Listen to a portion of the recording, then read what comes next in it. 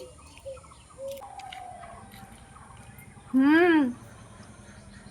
কেন, কিছু বলেছিলেন নাকি?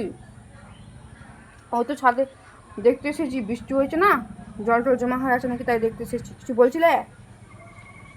হ্যাঁ, বলছিলাম কি, আমি তো অনেক পড়াশোনা করেছি, তাই না?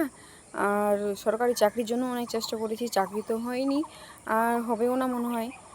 তো কেননা কোনো বেসরকারি স্কুলে বা কোনো কোম্পানিতে যদি কাজ করি, চাকরি করি, তাহলে কেমন হয়?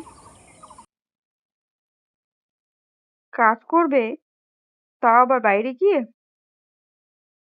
না, আমার বৌমা তো এমনিতেই তার বাবার চোখে ফাঁকি দিয়ে আমার ছেলের সঙ্গে চলে এসেছিল।